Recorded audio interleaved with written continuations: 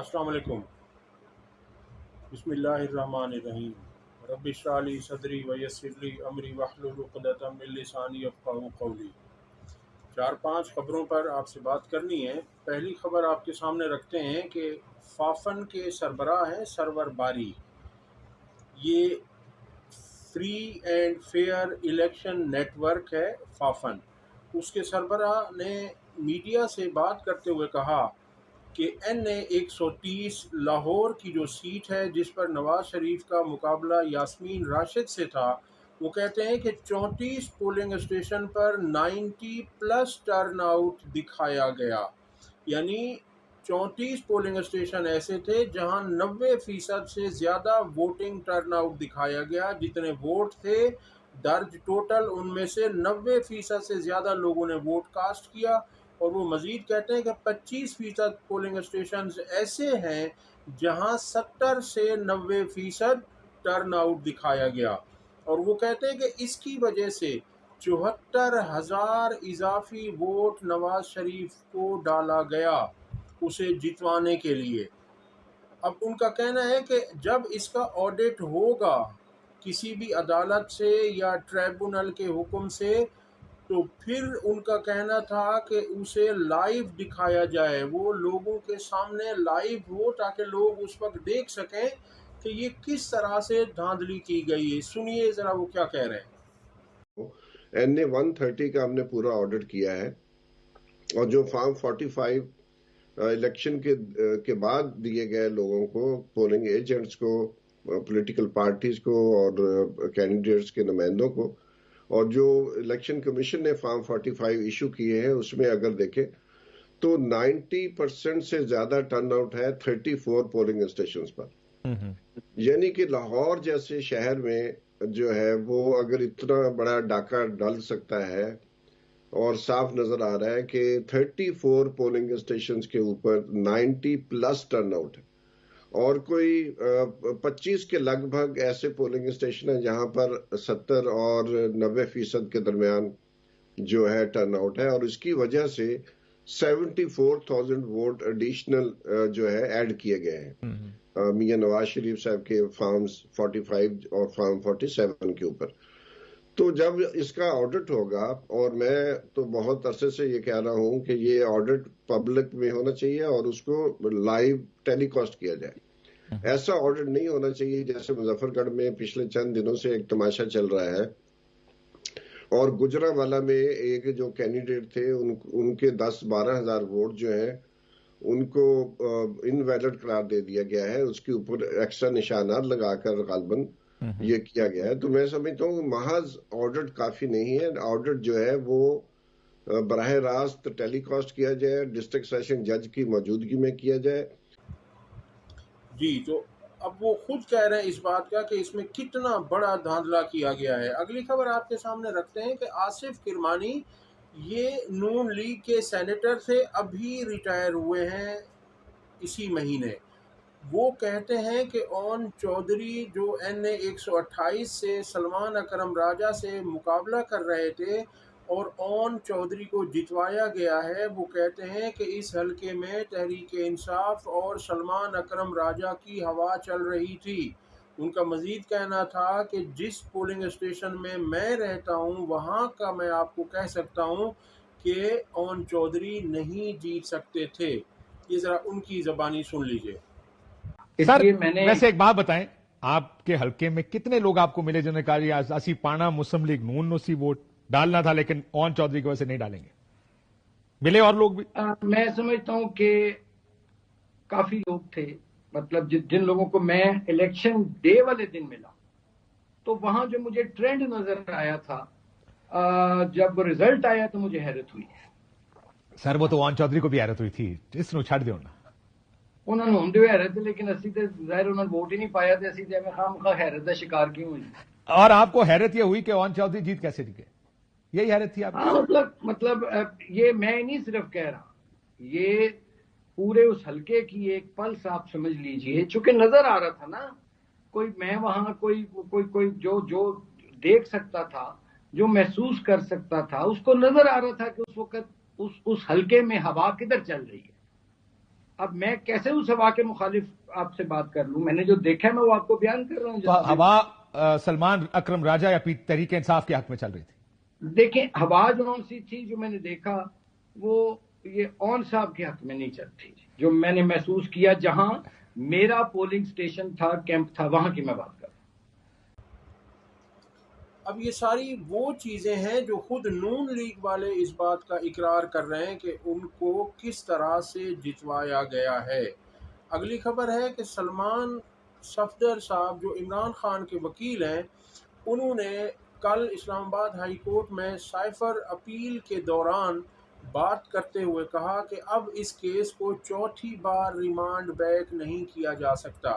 دیکھیے اپیل میں 3 صورتیں ہوتی ہیں، یا تو اپیل ایکسیپٹ ہوتی ہے، یا الاؤ ہوتی ہے، یا ڈس الاؤ ہوتی ہے، یا کیس کو ریمانڈ بیک کر دیا جاتا ہے، اسی عدالت میں دوبارہ بھیج دیا جاتا ہے کہ اس میں یہ خامی، آپ اس کو دوبارہ سے کیس کو چلاؤ اور پھر اس کا فیصلہ کرو.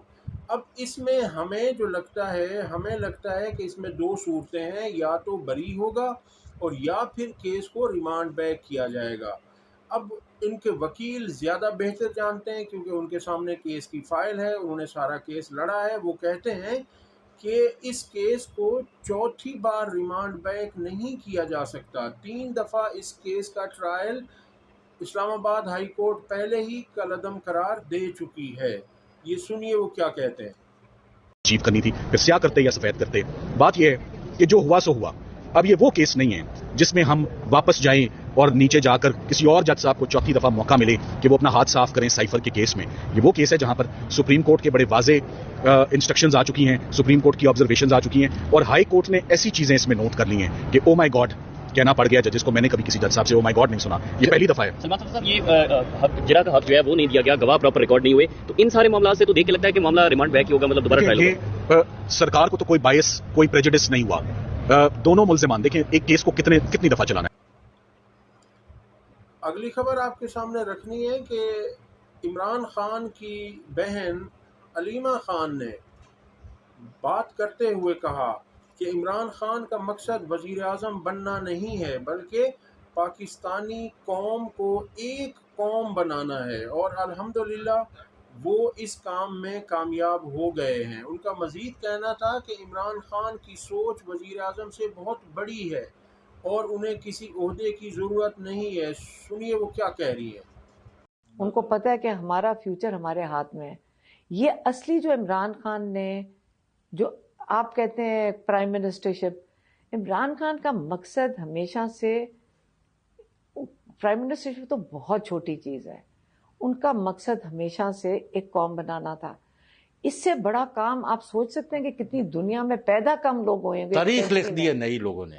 انہوں نے تو ایک قوم بنا نہیں دی ہے کہ بچے کو پتہ ہے کہ اور it happen to last village of Pakistan. یعنی کوئی یہ نہیں ہے کہ صرف لاہور میں، اسلام آباد، پشاور میں ہوا ہے، پوری ملک میں خواتین، بچے، بوڑھے، کوئی پیچھے نہیں رہا. اگلی خبر آپ کے سامنے رکھتے ہیں کہ خواجہ آصف نے سخت ترین بیانات دینا شروع کر دیے ہیں. وہ رات ایک ٹی وی پروگرام میں بات کر رہے تھے. ان کا کہنا تھا کہ جب میں نے یہ کہا کہ جنرل فیض اور جنرل باجوہ کو پارلیمنٹ میں بلایا جائے اور ان سے پوچھا جائے، تو اس پر ان کا کہنا تھا کہ جب میں نے یہ بیان دیا تو مجھے دھمکیاں آنے لگیں، مجھے دھمکی آمیز پیغام دیے کہ پارلیمنٹ بلانے والی بات مت کریں. مجھے جن لوگوں نے دھمکی دی ہے وہ یہ نہیں کر سکتے، وہ یہ افورڈ نہیں کر سکتے. مجھے پہلے بھی انہوں نے دھمکی دی ہے. شیشے کے گھروں میں رہ کر لوگوں کو ایسا نہیں کرنا چاہیے. وہ کہتے ہیں ہمیں گھر کا راستہ آتا ہے، ہم پہلے بھی گھر جا چکے ہیں، اب بھی چلے جائیں گے. اب آپ یہ دیکھیے کہ وہ کیا کہہ رہے ہیں، سنیے ذرا. آپ کو یاد ہوگا اسمبلی کے اندر جو ہے وہ جنرل باجوہ اور جنرل فیض نے آگے ایک بریفنگ بھی دی تھی، اور اس کے حق میں بیانات جو ہے عمران خان صاحب کے بھی آئے تھے. اس پہ آپ نے بھی میں سن رہا تھا، آپ نے گجرات کافی سخت سٹینس بھی لیا ہے کہ اس حوالے سے ان کو جنرل فیض کو پارلیمنٹ میں بلانا چاہیے یا جنرل باجوہ کو بلانا چاہیے.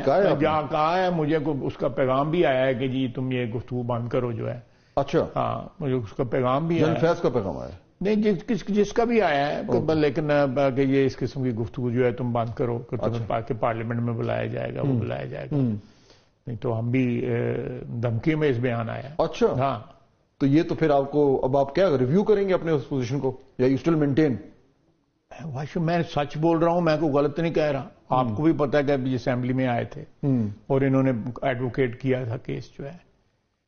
بالکل، اگر کوئی مجھے دھمکی، میں تو سیاستدان ہوں، مجھے 4 لوگ گالیاں بھی دیتے ہیں، 4 لوگ دعائیں بھی دیتے ہیں، لیکن ان جن لوگوں نے مجھے دھمکی دی ہے کہ تم ہمارے متعلق گفتگو نہ کرو، ان لوگ وہ نہیں افورڈ کر سکیں گے. نہیں، لیکن یہ ایک defence minister of Islamic republic of Pakistan کو دھمکی کون کیسے کوئی دے سکتا ہے کہ جی ہم تم یہ جو گفتگو کر رہے ہو کہ اسمبلی میں بلانا ہے اور فلانا بلانا ہے. دس از ویری شاکنگ. ویسے میں نے آپ کا پلیٹ فارم یوز کر لیا اس کے لیے. یہ تو میں خود باقی میں حیران ہو گیا ہوں.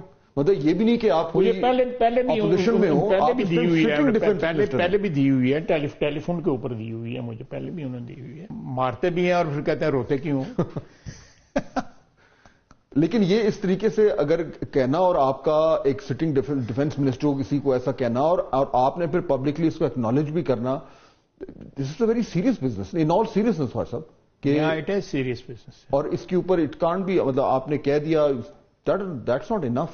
آئی am a political worker, you know, میں بہت کچھ افورڈ کر سکتا ہوں، میں نے افورڈ کیا ہے. تو but this can be persuaded, you know, شیشے کے گھروں میں رہ کے لوگوں کو پتھر نہیں مارنے چاہیے. اچھا جی، اب خواجہ آصف کے اس طرح کے بیان دینے کا مقصد کیا ہے؟ میری ناقص رائے میں ان کا مقصد یہ ہے کہ وہ جس پچ پر کھیل رہے ہیں وہ نہایت کمزور پچ ہے. جو ان کا کیس ہے NA-71 والا، جس میں ریحانہ ڈار صاحبہ سے وہ ہار چکے ہیں مگر انہیں توفتاً سیٹ دی گئی ہے.